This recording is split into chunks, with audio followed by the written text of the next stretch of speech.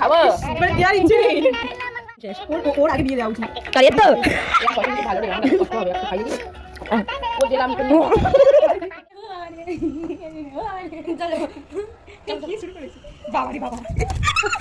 দিনটা ছিল 13ই মার্চ, আমার লাইফের ভীষণ ইম্পর্টেন্ট একটা দিন, আর সেটাই পালন করবার জন্য ওরা চলে এসছে। আশা করবো তোমরা এর মধ্যে গেস করা শুরু করে দিয়েছিল যে ইম্পর্টেন্ট দিন মানে কী। ইম্পর্টেন্ট দিন মানে হলো আমার বার্থডে, আর আমার আকাশে উঠতে এসছে এই 2 বাউন্ডুলে ঘুড়ি। বাউন্ডুলে কেন বলবো না বলো, আমার বার্থডে ওরা বাতি আনতে ভুলে গেছে। এর আগের একটা বার্থডে ব্লগে দেখেছো, এই আমার ফ্রেন্ড ভীষণ আরে যে বক বক করে যাচ্ছে প্রিয়া, তো ওর বার্থডেতে আমরা ধূপ আর বাতি দুটো দিয়েই সেলিব্রেট করেছিলাম। মানে অ্যাকচুয়ালি আমরা ফান করবার জন্য এটা করেছি, আর আমরা এটাতেই ভীষণ আরে মজা পাই। আর এইখানে একটা জিনিস লক্ষ্য করবে, ও বাতি জ্বালিয়েছে আর ভীষণ হাওয়া হচ্ছে, যেহেতু ছাদের উপরে ছিল তো তাই জ্বালাতে পারছিল না, একটুখানি জ্বলেছে। তো আমার বাদে ও ওটা ফুঁ দিয়ে নিভিয়ে দিয়েছে, বলে নাও কমপ্লিট, বাতি জ্বালানো কমপ্লিট। অ্যাকচুয়ালি আমাদের একটা পারপাস দরকার হয়। ওই যে যে বাতি জ্বালাচ্ছে দেখছো না, ওর পাশে আর একজন যে আছে ওর নাম অঙ্গনা। আমরা ক্লাস 5 to 10 গার্লসে পড়েছি, তো তখনই তো আমাদের ফ্রেন্ডশিপটা বেশি গাঢ় হবার দরকার ছিল। বাট না, আমরা স্কুল থেকে যখন বেরিয়েছি তখনই আমরা এই ফ্রেন্ডশিপটার নাম দেওয়া যাবে না। লাইক বেস্ট ফ্রেন্ডের মধ্যেও ঝগড়া হয়, ছাড়াছাড়ি হয়, তো এটা কোনো বেস্ট ফ্রেন্ডও বলা যাবে না। আর এছাড়া এই সম্পর্কে আমি আর অন্য কোনো নাম দিতেই চাই না। এটা এমন একটা সম্পর্ক যেখানে কোনো ঝগড়াই হয় না। আর আরও একটা কথা, আমাদের টিমের নাম হলো গন্ডগোল গ্যাং। তো আমরা অনেক বড় টিম, সেটা তোমরা দুর্গাপূজার অষ্টমীতেই 90% ফ্রেন্ডকে দেখতে পাও। বাকি 2-1জন একটু ছড়িয়ে ছিটিয়ে গেছে, কিন্তু বেশিরভাগই আমরা টিমের মধ্যেই রয়েছি। বাট দেখা হয় না, যোগাযোগ খুবই কম। ওই ধরো গ্রুপেতে মাঝে মধ্যে সবাই অ্যাক্টিভ হয়ে ওঠে, আবার যেই কি সেই মরা গ্রুপ। একমাত্র ঠিকই আছি এই আমরা 3জন। আর বেশি দেখা হয়, বেশি কথা হয় এই অঙ্গনার সাথে। ওই যে বললাম না, এটা এমন একটা ফ্রেন্ডশিপ যে সম্পর্কে কোনো নামই দেওয়া যায় না, যেখানে কোনো ঝগড়াই হয় না। আর আমার বার্থডে উপলক্ষে ও যে স্ট্যাটাসটা দিয়েছে, আমার তো চোখে জলই চলে এসছে প্রায়। হ্যাঁ, wishing you the happiest birthday ever. তুমি তো আমার সব বলে স্টার্ট করলে তো শেষ হবে না ভাই।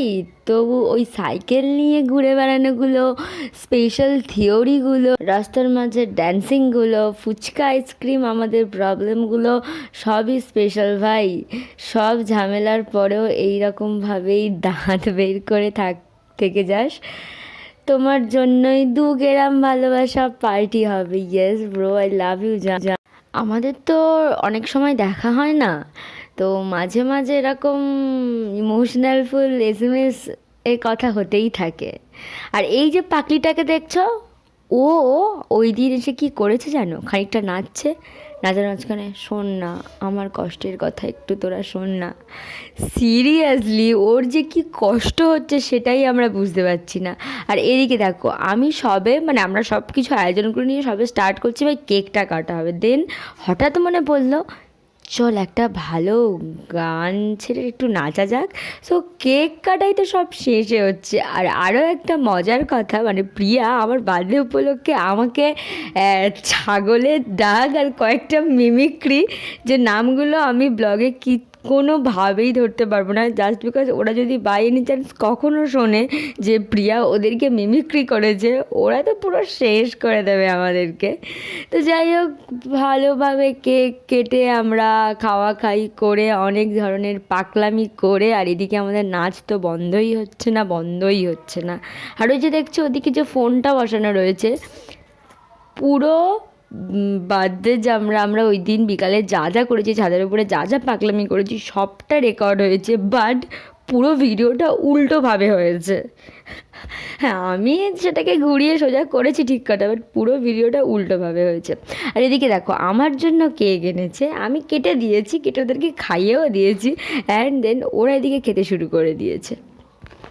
এর আগে তো আমি বলেওছি তোমাদেরকে যে আমাদের অনেক বড় টিম, আর আমরা সব সময় সবাই সবার সাথে পুরো সেই টিনে যোগের মতন একদম এঁটে এঁটে থাকি, বাট আস্তে আস্তে দেখো ঠিক কিভাবে সবাই ছেড়ে ছেড়ে বেরিয়ে যাচ্ছে। ওই একটাই দিন দুর্গাপুজোতে আমরা এক হই, হয়তো কিছু বছর পরে বা হয়তো দেখা যাবে সামনের বছরই কেউ কারোর সাথেই কোনো হয়তো যোগাযোগই থাকবে না। যেমন ধরো আমরা প্রত্যেক বছর হচ্ছে কি 25শে ডিসেম্বর হোক বা ফিস্টের কোনো একটা টাইমে আমরা ফিস্ট করতাম, সেটা বন্ধ হয়ে গেছে, তো তাই একটু ভয় লাগে আর কি। সো ফিউচার নিয়ে এত ভেবে এত কষ্ট পেয়ে কোনো লাভ নেই, বর্তমানে যেটা হচ্ছে সেটা নিয়ে আমি ভীষণ হ্যাপি। আশা করবো আমার এই 2 বাউন্ডুলে ঘুড়ি আমার আকাশে সারা জীবন উঠতে থাকবে। তো যাই হোক, ওরা আমার বাড়িতে এসে ভীষণ নাচানাচি করেছে, আমরা ভীষণ মজা করেছি, আর নিচে যারা ছিল তারা খুব ভালোভাবেই বুঝতে পেরে গেছে, মানে আমার বাড়িতে নিচে যারা ছিল, যে আমরা ঠিক ওপরে কী লেভেলের নাচানাচি করেছি। তো যাই হোক, ওদেরকে এবার নিয়ে গেলাম বাজারে একটু ট্রিট দিতে। ওরা বললো গরমের সময় একটু ঠান্ডা খাবে, তো আমি ওদেরকে খাওয়ালাম মাজা, আর ওরাও মজা করতে করতে চলে গেল বাড়ি। আর ভিডিওটা কেমন লাগলো বলো।